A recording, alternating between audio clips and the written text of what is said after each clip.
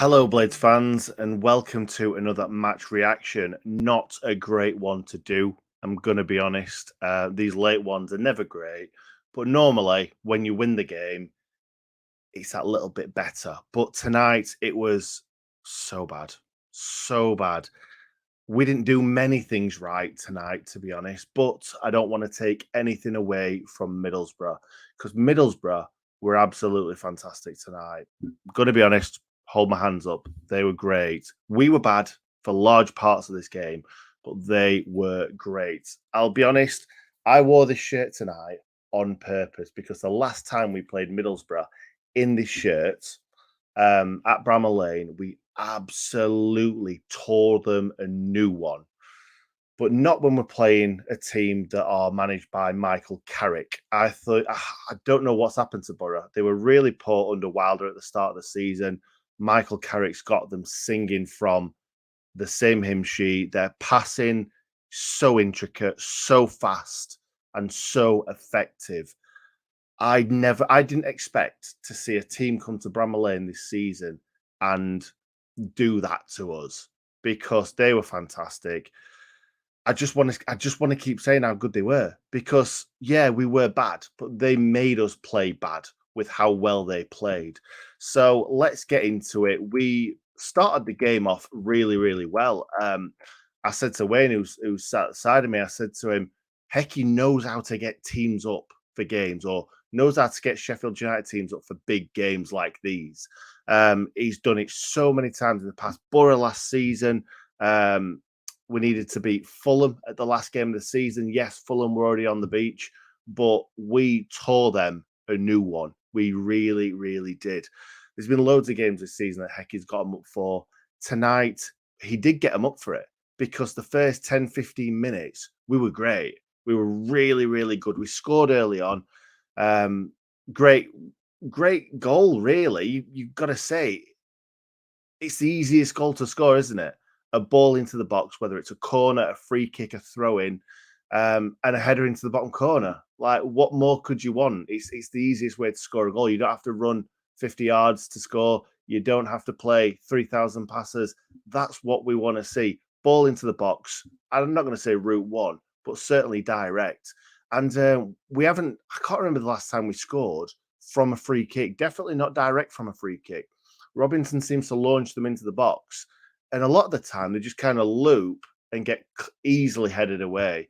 When McBurney's on the pitch, though, it's a lot more difficult for them to kind of mark him and stop him from getting ahead on the ball. McBurney's great at getting ahead on the ball. Whether it ends up in the back of the net, that's another thing.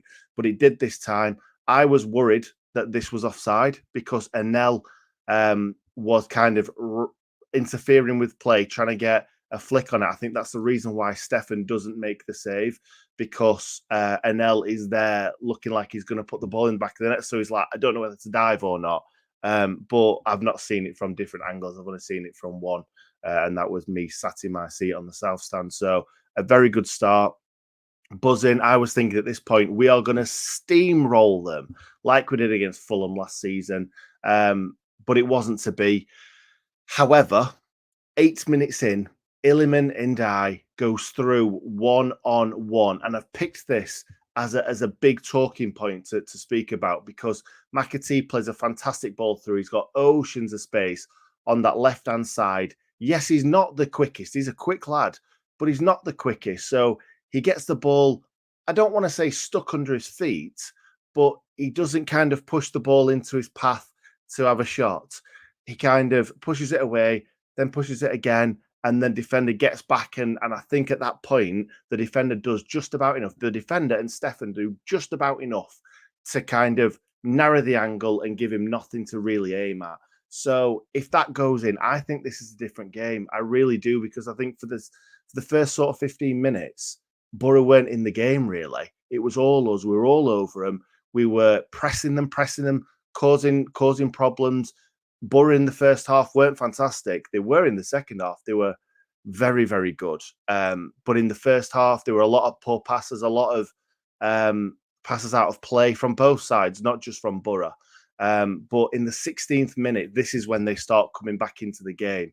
And they completely opened us up It lands to Force. I think it's Force, and it puts the ball over the bar. Now that was signs of things to come because it was very, very similar how the goal went in on 25. Because the ball's down the right hand side again, same as it was for that previous chance. Max Lowe, I think he's just not dilly dallying. What's the word? He's just not covering his man quick enough. So I think he got a bit caught out. So Robinson has to fly over. Well, does he have to? Probably not. Robinson flies over and then flies in with a kind of sliding block, or that's what he's attempting to do. The ball gets played very, very nicely into Akpom. He feints like he's going to shoot, pushes it past, and then I think it's Egan and one other. I'm not sure who it was who slides in and can't quite make that block. Straight past Wes, not really much Wes can do about it, but a very, very good goal indeed from Akpom and a very good goal from Middlesbrough's point of view. And that's when I'm like, yeah, we thought we were having this all our way, but we weren't. We really, really weren't. Boro were doing the right things. They were pulling us down. They were fouling us when we were going through. They were taking bookings. Howson, Smith, Crooks right at the end, but they did the right things. That's what we've been doing to other teams, and that's what they were doing to us. So on what minute was it? 28. McBurney gets the ball on the edge of the box, turns on it, hits a shot just wide of the post. Could have easily crept in. Very, very close from McBurney. Then I've just written down blood and thunder, but lots of misplaced passes from both teams. Lots of getting stuck in, lots of pressing into making each team making mistakes. 29th minute, Illiman swivels and shoots with his left, but it's an easy save for Stefan to make. In the 30th minute, Bogle, literally a minute later, has a great shot straight down the throat of Stefan. He makes an easy save up here, pushing it out for a corner. I would like to say that Norwood's corners were really, really lacking tonight. Norwood's everything was really lacking tonight, to be honest. I thought I was going to get onto this a bit later, but I will talk about it now. When Norwood has a bad game, he has a terrible game. And we've not seen this from Norwood for a while. He's always been like this for us. If his passes are missing, even his short passes are really poor. He got a few things right tonight, but he got most of it wrong, and I think that shows because Hecky doesn't bring Norwood off normally. We always need Norwood. Norwood is the linchpin that holds everything together, and I do think that when Norwood plays poorly, we all play poorly. Everyone looks to Norwood to start off all the attacks, get us on the front foot really, really quickly, and tonight he just wasn't at it. He was poor. He was poor defensively as well. He was getting caught out a lot.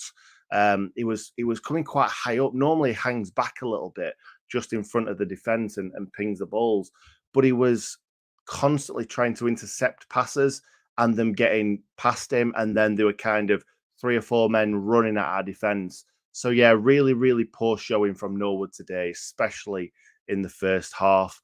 On the 31st minute, a minute straight after, I think it was from that resulting corner, another poor corner from Norwood, and it lands to Bogle. He hits a fantastic shot, but I think it's gone well wide. If he's hit it as well as Baldock did last season against Swansea, absolutely beautiful. But yeah, just wide of the target. Like I say, could have been a bit further. I'm not too sure. On the 33rd minute, Akpom hits a volley with his left foot. Wes makes an absolutely worldy of a save and just pushes it wide. But again, that's them. They were constantly doing us on the break, constantly. And I was thinking in the second half, maybe he might bring on Fleck or he might bring on somebody just to kind of stabilize that midfield and stop them running through at ease. But I think Hecky thought with the amazing attack that we've got at our disposal, I think he thought we can beat these without having to resort to going defensive. But the thing is, we didn't need to win this game tonight. Boro needed to win this game, and they have. So I think in hindsight, maybe maybe we should have looked to have sat back a little bit rather than it going blood and thunder. Everyone tackles flying in, us going forward. And yes, we did score early on and we did create a few more chances. And if they would have gone in, we probably would have won this game, or I'm sure we would have won this game early on, put it to bed, and then we could have sat back, absorbed the pressure, and tried to catch them on the break. But yeah, it wasn't to be. They were just really good on the break. And like I said, I thought Boro were going to come at us and then we were going to pick them off. But actually, it was the other way around. And I just don't think it should have been, to be perfectly honest. We're going at half time. I thought it was quite 50-50. I thought it was a half of two halves, if you like. I thought we were good going forward, but I thought Boro were really dangerous on the attack, on the break. And then straight after half time, Ollie Norwood. I'm not blaming Ollie Norwood. Am I blaming Ollie Norwood? It's a poor. Giles runs through, and we've got about 4, 5, 6 men back. I don't think he's scoring. I think he's shooting at first, to be honest. But then he's kind of taking it back. He's looking around what he's got. There's 4 or 5 men that could have probably put a tackle in there, and Norwood wins a tackle, and then he might win another tackle, I think, and then the ball lands to Norwood or lands to their player. Norwood jumps in with a tackle. It's a good tackle. It's just he's aimed the tackle in the wrong direction. I'm not sure what he was thinking, to be honest, because you should never tackle towards your own goal. And Cameron Archer runs onto it. Fantastic finish. Really, really good finish. One of those where if you hit it high, the goalkeeper's not saving it. And as long as you nestle it just underneath the bar, it's a great finish. And it really was. NL was caught I don't even think NL was caught napping, really, because he's not expecting Ollie Norwood to tackle this ball straight into the feet of Cameron Archer to smash it past League One Wes. I'm not going to call him that. Wes Foderingham. So, yeah, it's really poor. I think after that, we just never really recovered. I really don't think we did. I think the only really good opening we created was, I think Anel played a 1-2 with Bogle. Bogle plays him in, and he goes in on the angle, kind of. I don't want to say one-on-one because it's on the angle. Stefan's come out to narrow the angle, and that could easily go through his legs. That's one of them where Anel was like aiming through his legs. Let's keep it low, and this could end up going through his legs. And it makes a good save. And I think that's really the best chance we could muster up, to be perfectly honest. I really do think that was it. And they were constantly breaking on us. There was one where Jack Robinson tries to run out and play him offside. They're through one-on-one. I think it's Archer again. And Anel manages to get back with his gangly legs and get that fantastic tackle in. Yeah, it wasn't great. And 74th minute, their goal. This is where it was killed off, to be honest. I was thinking in the back of my head, me being an optimist or me trying to be optimistic. I'm far from an optimist. But me being optimistic, thinking there's 15 minutes left plus injury time. All we need is one goal, even if it's 5 minutes before time, and that puts pressure on them. But we didn't really ever put them under too much pressure. We weren't even putting balls into the box, really, for McBurney to try and head home. But in the 74th minute, I, at the time, blamed the referee. I shouldn't have blamed the referee. I think Hecky was also blaming the referee. That's why he got himself sent off. But McAtee gets pulled and pulled and pulled. He gets through. The referee plays on. And I've watched this back now.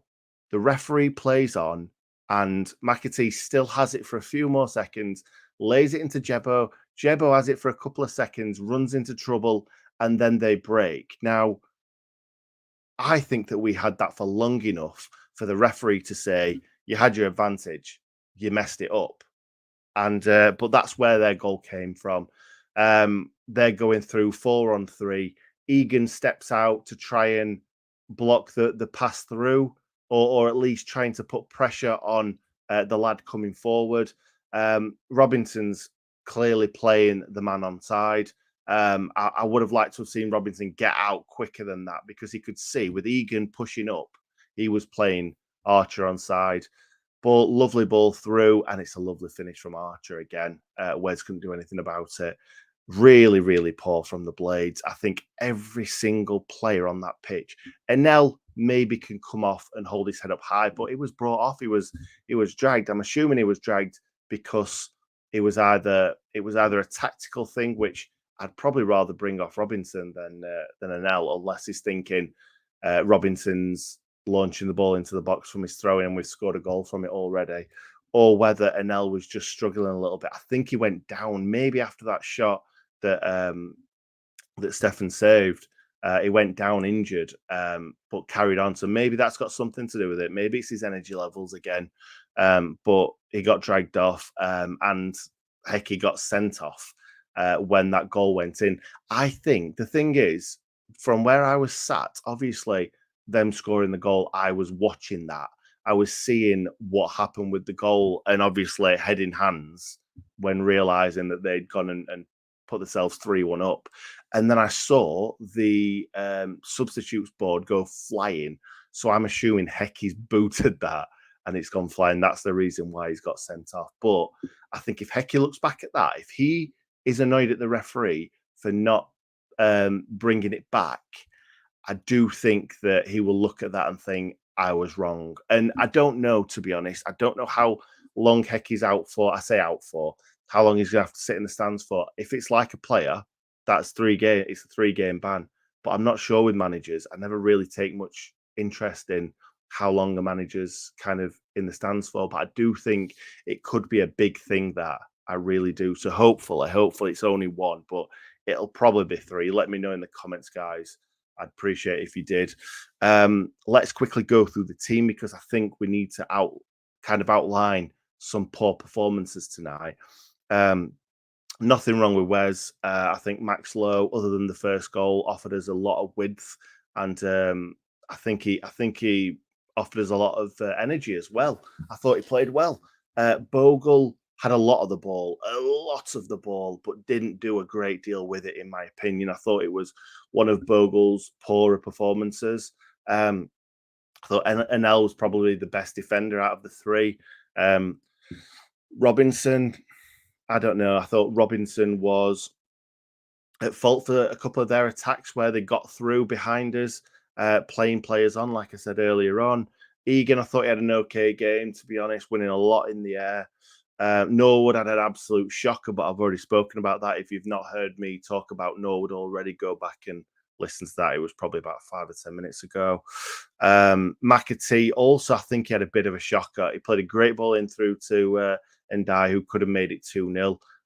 But I think a lot of things didn't come off for McAtee tonight. I don't think he particularly, there weren't a lot of poor passes. There was one where he put it out for a corner from like the halfway line. I don't know how he managed that, but it was a really, really bad bit of play.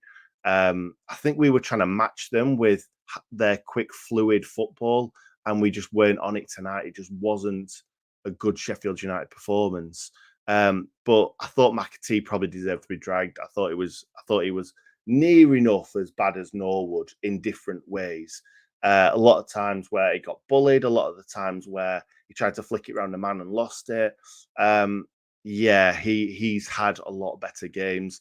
Berger was pretty much anonymous for the 94 minutes. I'll be honest. If someone wants to let me know anything that Sander did today that was good, please do it. Second half, especially, he kind of played on that left-hand side and nothing.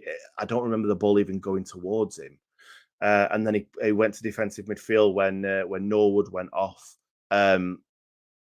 He did okay in defensive midfield. Nearly lost the ball at one point. It could have been 4-1. But no, he had a really bad game. I'll be honest, and I am Ilimanindai's biggest fan. I really am. That was his worst game for us to date, I think. First 10, 15, maybe 20 minutes, he played quite well. The rest of the game, he was anonymous. Every time he got the ball, he got past a man or two, maybe once or twice in the second half. but he was just not involved in the game at all. McBurney, I'll give a pass because he's just coming back from injury. He's having to play a lot of, well, the full game because we need him. Um, Scored his goal, took his goal well. I thought he played okay. I've definitely seen McBurney play better, but again, I'm not going to give McBurney any sort of jip because put himself about. I think if he was fitter, we'd have probably got him running around and chasing down more because their defense had a field day, really, just passing the ball around from the back. Um, but yeah, if McBurney was a little bit fitter, he might have been able to put them under a bit more pressure and it might have taken a bit of pressure off the rest of the team. But yeah, hopefully McBurney's fine for the next game and he's just building up his fitness. Jebo, when he came on, lost the ball for their third goal, which was pretty poor. Headed one over the bar from, I don't know what it was, whether it was a second phase or straight from a throw-in or a corner or something. I think it bobbled to him, and he heads it over the bar. He's got to at least put it back into the danger area, or he's got to keep his header down. It's not difficult. It's not to keep the ball down as a striker, as anything. You've got to be able to, if the ball's there, you need to place your head in the right place to make sure the ball doesn't go up like that. And yeah, that was really poor. I don't know why I've gone on about that so much, but it wound me up at the time, to be perfectly honest. I think Jebo also had another good shot that Stefan made a good save into the corner, but it wasn't really good enough, to be perfectly honest. What I will say is hopefully this is a bit of a reality check because we've been poor for many weeks now, but we've just been better than the other team and we've been taking our chances. More recently, we've not been taking our chances, to be honest, with the goalless draw at the New York Stadium and a few other games where we've just kind of won 1-0, 2-1, and it's been a bit cagey and we've not taken our chances. But this is the first defeat in such a long time. So maybe we need to put it in a bit of perspective, to be honest, because we are second in the division. We are 7 points in front of Boro. Yes, they are playing out of their skins. They are fantastic. We've still got a game in hand, so we could easily go 10 points in front of them. But we've got a lot of tough games coming up. We've got Norwich, we've got Watford, we've got Millwall next, which no one likes to go to the Den. Whoever you are, you don't want to go to the new Den. So that's going to be tough. I know we went to the new Den in the FA Cup and rolled them over quite easily, but it won't be that easy this time. And yeah, I'll be honest, this needs to be the time when we show that we are going to go up because we need to show that bounce back ability, if you like. We need to bounce back from this really poor game and we need to beat Millwall away from home because if we don't beat Millwall, Boro win, it closes that gap more and more and more. And at the moment, Boro are looking a little bit like Burnley, where they are just winning games for fun at the moment. So yeah, let's move into the comments a little bit. Loads of overhit passes and die. Had a poor game. First defeat since November the 8th and against the best team at the lane this season. Definitely no need to panic. Thank you, Paul. Just a bit what I was saying there. I'm panicking a little bit and I've seen a lot of Blades panicking on Twitter and stuff like that. But yeah, hopefully there is no need to panic. Michael Brown is saying the same. Lovely name. No need to panic. The Blades are 7 points ahead with a game in hand. I would rather be in Blades' position than Middlesbrough's, as the Blades have the points in the bag. Absolutely. And the thing is, as well about that, is that Middlesbrough could easily go on a poor run. They could have a couple of injuries to players. Who knows? So let's see what happens. We could go on a good run. They could go on a bad run. We have the points in the bag. So yeah, absolutely bang on. John hit Wonder, poor, bad day at the office. Jonathan's saying as well, completely agree. Defense was poor. That is key. But I do think that the defense were put under a lot of pressure from our midfield just completely getting bypassed, just getting passed through at will. The start to a losing spree for Sheffield United? I don't think so, Johnny. I don't think so. A losing spree? We've lost one since November, so no, let's not say that. Hecky kicked the fourth official sub board. Yeah, I thought he did, Paul. I thought he did, mate. McAtee should have been taken off earlier. I think that McAtee should have been taken off when Jebo came on, to be honest. But Hecky might have been thinking something else at that point. Can see us messing the point difference up. I hope not, Kieran. We've still got about 10 goals on Middlesbrough as well at the moment. So even with us losing 2 goals out tonight and them gaining 2 goals, we've still got a really, really good goal difference as well. There's about 7 seconds in between the foul and Sheffield United losing the ball. I agree. I'm assuming that's a Boro fan, but I agree. I said that earlier on. Still too little, too late. Don't you know? Pump it up. The blades are going up. Absolutely, Lukey Van Dome. Love a bit of LVD. Hecky is right. If McAtee went down, as most players do, the game would have been stopped by the foul. Maybe we need to be cuter next time. I've not heard what Hecky said. Obviously, that what Paul just said. Maybe he was annoyed that McAtee didn't go down. Who knows? Who knows? But yeah, it's bad. Set the board. Okay, fair enough. Let's move on from that one very quickly. Bogle looked great, but lacked completion over confidence. Okay, I thought it looked good in certain situations, but the final ball just was not very good tonight, to be honest. Berger poor. Ian's with me on that one. That was Cameron Archer not even fully fit. He had a swollen ankle and still ran rings. He did, Jax. He really, really did. He was fantastic. And you know what? I wish we'd have signed him. I really, really do. But obviously we can't because of the transfer embargo. Hey, nice one. Nice one, Blades. That Hackney guy in midfield was a joke for his age. They've got some good players on the bench, Middlesbrough, as well, to be fair. I thought Jebo looked okay.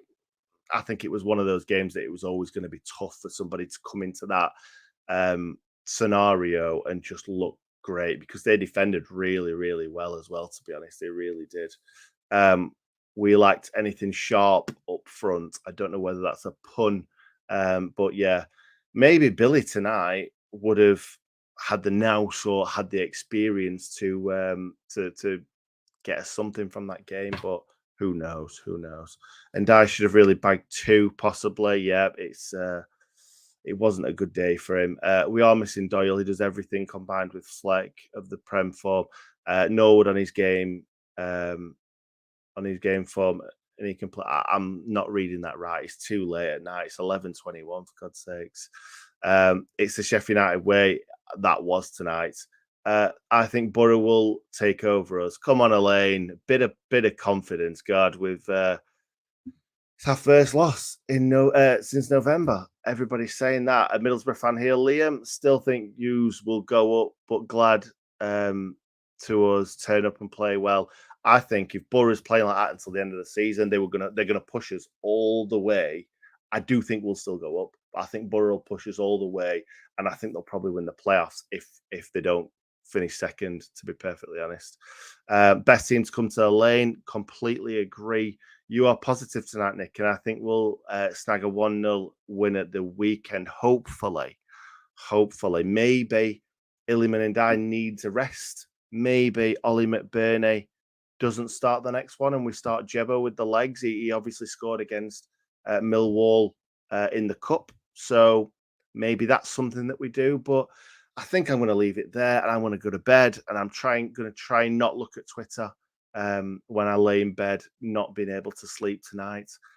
So hopefully I've added a bit of a positive spin. I thought I was going to come on and absolutely lay into everyone, but tonight was a bad day at the office. If we bounce back at the weekend, everyone will forget about this. But losing to a team that are directly below us and are lots of points behind and clawing points back on us is not great. It's really not. And me wearing this shirt that we won 4-1 in last season at Bramall Lane was a tremendous faux pas, tremendous error on my point. So let's leave it there. Thank you very much for watching, guys. thank you for also saying good night to me. I've never had that, but I really appreciate it, and I really appreciate everyone dropping by. It's late at night. None of us really want to be talking about this game too much. Let's kind of draw a line under it after today. Obviously, the people that haven't watched this video, please still watch it because we need as many views on and as many eyes on the videos as possible. So make sure you like the video before you leave, guys. Really, really appreciate you all being here as always. As I've just said, good night, and hopefully the Blades bounce back at the weekend.